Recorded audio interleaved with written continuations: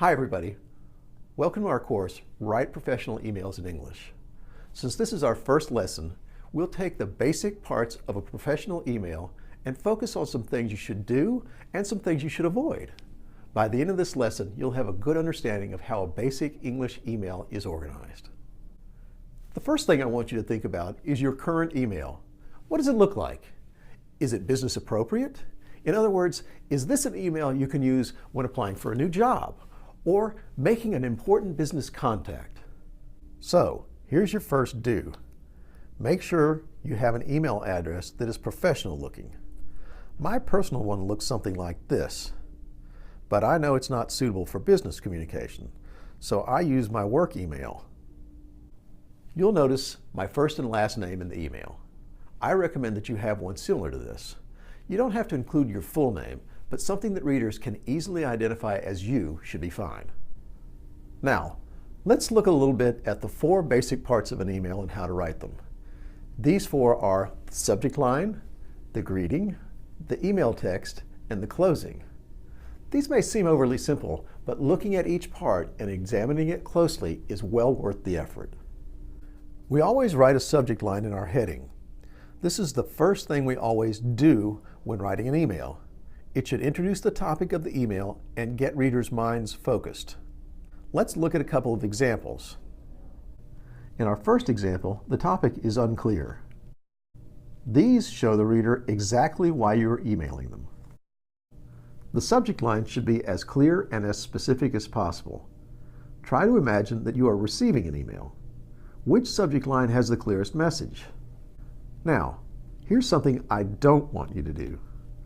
Don't forget about the basics of writing in English, like spelling things correctly and getting your grammar, punctuation, and capitalization right. Paying attention to this starts even at the subject line.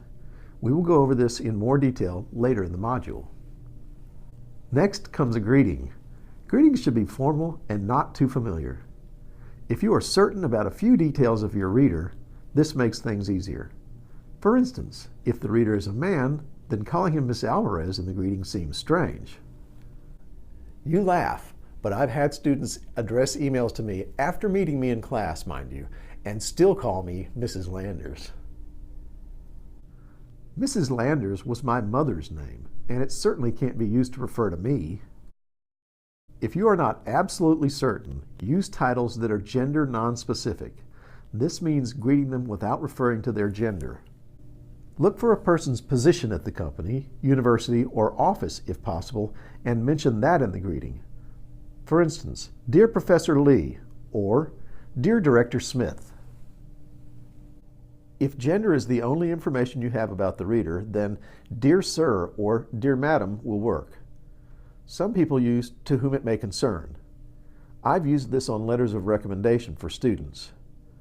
You can also use it if you're addressing a company like FedEx, a bank, or an airline. If you're addressing a group, you could use greetings like these.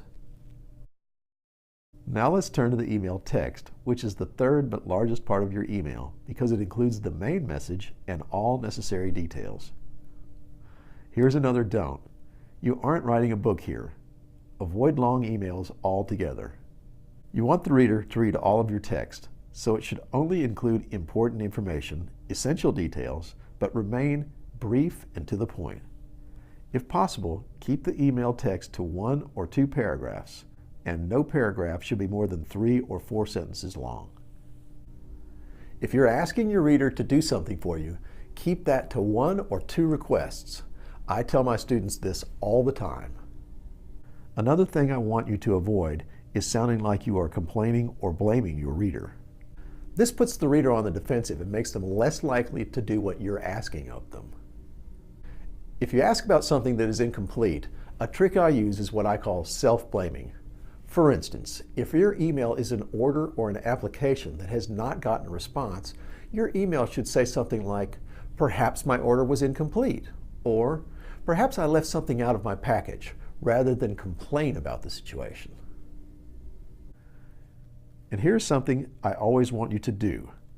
Always add a word or two of thanks. When you make a request for information or action, you're asking someone to do something for you. Even if it's their job to do it, no busy person likes to feel like you don't appreciate their effort. The final part of an email is your closing. This is very short and simple. Just add regards or best regards and leave it at that. This is a professional email, so no more than that is needed. This is followed by the signature, your first and last name only. No title, just your name. Add any contact information your reader will need to communicate with you. They already have your email address, but if they need anything else to easily contact you, put it here. Finally, I would like to add a word of caution here. This is our last don't. Never address your email to your reader until you have written it and checked it over, considering all that we've been over in this lesson. It's too easy to hit send by accident before you've carefully considered how it will sound and read at the other end. Wait until the very last to add the email address. And now for our final do. Take culture into consideration. A lot of the information you'll get through this course is based on North American standards. However, not all cultures communicate in the same way. Would people in Japan have the same style of writing as people in France? So, the last check you must do before sending the email is to consider how your reader might understand what you've written. We will look closer at this in our final module. So, let's review what we've learned in this lesson. First, there are 4 parts to a professionally written email: the subject line, the greeting, the email text, and the closing. And here are our do's and don'ts. Do have a professional email. Do make your subject line very clear and brief. Do add words of appreciation. And do consider cultural differences between you and your reader. Now, don't forget about spelling, grammar, punctuation, and capitalization. Don't write a book.